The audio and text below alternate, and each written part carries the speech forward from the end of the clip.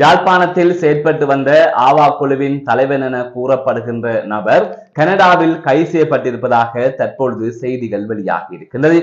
இலங்கை மற்றும் பிரான்சில் பல கொலை சம்பவங்களுடன் தொடர்பட்ட சந்தேக நபரே இவ்வாறு கைது செய்யப்பட்டிருப்பதாக கூறப்பட்டிருக்கின்றது.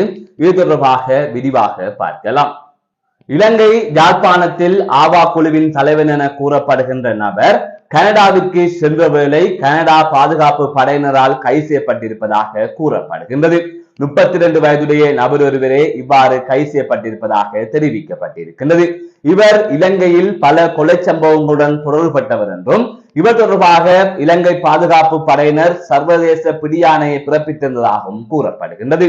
இவ்வாறான சூழ்நிலையில் தான் கடந்த 2021ஆம் ஆண்டளவிலே அவர் இங்கிருந்து வெளிநாட்டுக்கு சென்றிருந்தார். இந்த நிலையில் அவர் பிரான்ஸ், அமெரிக்கா போன்ற நாடுகளில் வசித்து வந்த நிலையில் பிரான்சில் கடந்த 2022ஆம் ஆண்டு ஒரு கொலை சம்பவத்துடன் தொடர்பட்டவர் என்று அவர் தேடப்பட்டிருக்கின்றார். இவ்வாறான பின்னணியில் தான் இவர் தற்பொழுது கனடா சென்ற நிலையில் கனடா பாதுகாப்பு படையினரால் அவர் கைது செய்யப்பட்டிருப்பதாக தெரிவிக்கப்பட்டிருக்கின்றது. கனடா பாதுகாப்பு படையினர் அவரை விசாரணைக்கு உட்படுத்திய நிலையில் தொடர்ந்து பிரான்ஸ் அரசிடம் அவர் ஒப்படைக்கப்படுவார் என்று கூறப்படுகின்றது. இந்த சம்பவம் தொடர்பான செய்திகள் தற்பொழுது வெளியாகி இருக்கின்றது.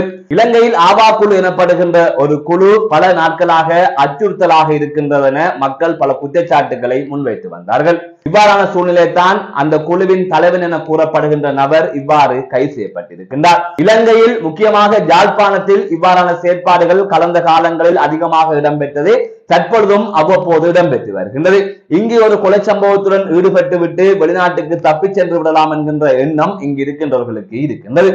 அப்படியானவர்களுக்கு ஒரு அச்சத்தை ஏற்படுத்துகின்ற வகையிலே இந்த கைது அமைந்திருக்கின்றது என்று பலரும் பல கருத்துக்களை வெளியிட்டு வருகின்றார்கள். மீண்டும் ஒரு காணொளி சந்திக்கின்றேன். நான் நடராசா ஜெயகாந்தன்.